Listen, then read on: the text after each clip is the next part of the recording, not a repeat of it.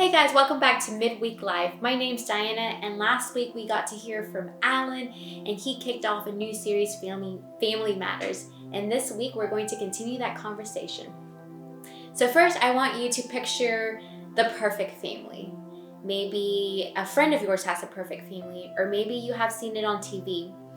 Or maybe you're thinking of the Tanner family, Danny, DJ, Stephanie, Michelle. In case you don't know what I'm talking about Full House. Growing up, it was one of my favorite shows, and I remember just watching it, and this whole family would just gather around each other and just have conversations about how their days were going and what was going on in their lives, and they didn't seem to be bothered by each other. Like, they enjoyed being around each other, and that's something that I had never seen in my family. So then it got me thinking, well, you know what if my family's actually not perfect, not the perfect family that I had pictured and that I had imagined in my head. And some of you guys maybe have started to realize that. Maybe you were younger, maybe you were in middle school or in high school when you started getting a different perspective of your family. For me, it became obvious to me when I was in about the 7th, 8th grade. My dad said he was going to go to work, and he never came back. He came back when I was already in high school. And then I was like, wow, my family is a disaster. My family indeed is fractured, and it is very dysfunctional. Everyone around us could share a dysfunctional family or paint a picture of a dysfunctional family. Because in reality, in one way or another, every family is fractured. Maybe your family lives with constant tension. Sure, you don't slam doors or yell at your parents, but you have all this anxiety built up in you when certain conversations and topics start coming up, or when your parents start talking about money and their jobs. You feel like you're just in a stressful environment all the time.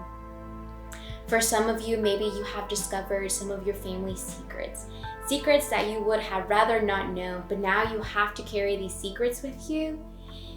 And now you're thinking, well, can I even trust my family? And a lot of you have experienced all sorts of fracture of some sort. Maybe your parents are going through a divorce. Maybe your parents are actually going through their 2nd or 3rd divorce, and you thought you could finally get away from the drama, but the drama continues to follow you. And no matter how you try, it just doesn't go away. Regardless of your family situation, it's important to remember that every family is fractured. There's no pain like family pain. And I think all of us deep down know and believe that families should be better, should be happier, and should be more forgiving. In our minds, most of us have painted this ideal family of what a family should look like, of what my family should be like. But the truth is that we don't have ideal families, but what we do have is real families. And now we have two choices. We can either count our family out, or we can count ourselves out. You might find yourself in situations where you want to count your family out because my parents got a divorce, they no longer have an authority over my life, or my step-parent, they're not the best role models, therefore I'm not going to listen to them anymore. Or maybe your sibling did something, said something, and you have just counted them out of your life. Whatever the reason is, we use our family members' mistakes as reasons and excuses to not listen to them and count them out of our lives. Or sometimes we count ourselves out, we isolate ourselves, or as soon as we get home, we go straight to our bedrooms. Or we say things like, my dad, my mom, my uncle, or whoever didn't go to my baseball, soccer, drill team performance. Therefore, I'm never going to talk to them. And as soon as I can, I'm going to go very far away where I will not come back. And all of us have probably felt the pull of wanting to pull away from our family. And we probably know that's not the best idea, but what's the alternative? What are we supposed to do? Shouldn't our parents be the ones trying to fix everything and not us? What if there is an idea that you've never considered that could change the way you see family forever? And here is the good news. God has a long history of working with dysfunctional families. There's a lot of them in the Bible. And God has never written anyone off because of the family that they came from. And you guys might have heard of this man from the Bible. His name is Abraham. He's pretty famous. So God had promised Abraham that his family would form a great nation.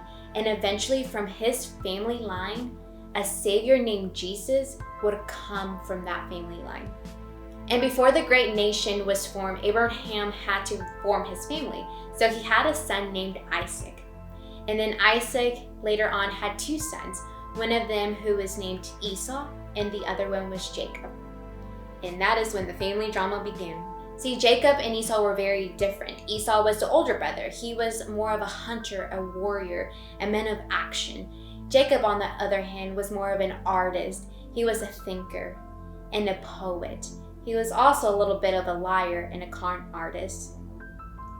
And so the stage for real family tension was already starting to be set. As the oldest brother, Esau was guaranteed to inherit a birthright.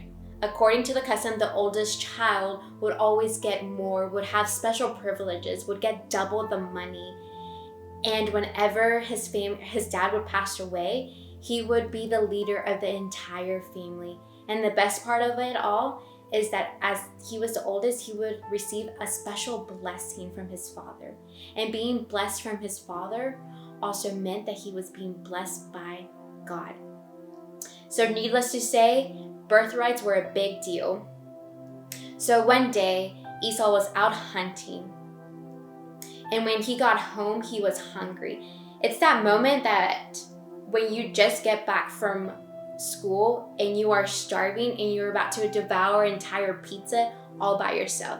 That is how hungry he was. So when Esau came home, he saw that Jacob was cooking and he asked his little brother for a bowl of stew. And that's when things got a little tricky between them. And here's what happened in Genesis chapter 25. Reads, "The boys grew up and Esau became a skillful hunter, a man of the open country, while Jacob was content to stay at home among the tents. Isaac, who had a taste for wild game, loved Esau, but Rebekah loved Jacob. Once, when Jacob was cooking some stew, Esau came in the open country, famished. He said to Jacob, 'Quick, let me have some of the red stew. I'm famished.' Jacob replied, 'First, sell me your birthright.' 'Look, I'm about to die,' Esau said. 'What good is the birthright to me?'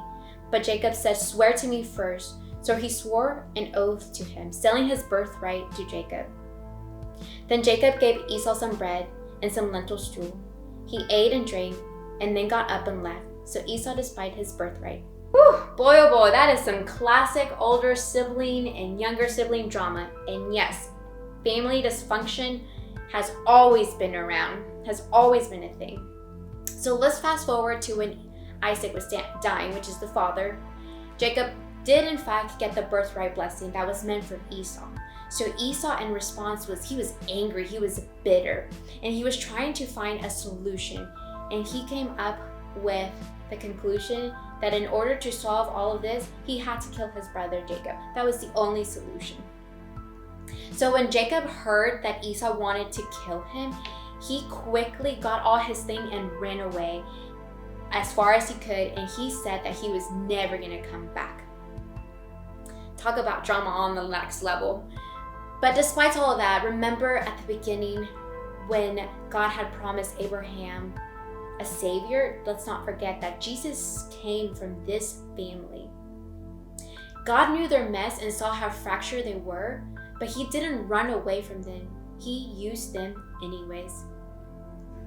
So not only did God use this family, but also in the book of Hebrews, which is found in the New Testament, records the story of Jacob and Esau thousands of years later as celebrating their faith.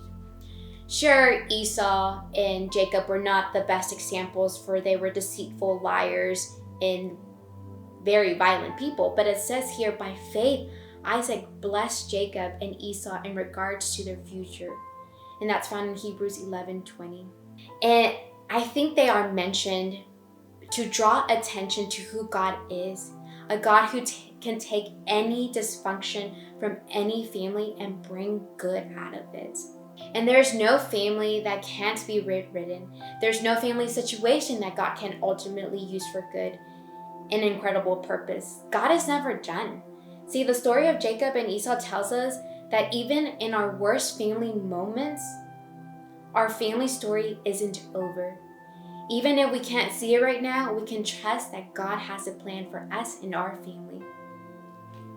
See, my guess, if you would ask me if Esau and Jacob would have said, yeah, we're going to go through all this drama and it's going to be great, they probably would have said, no, I don't think anything good is going to come out of this, but it indeed did.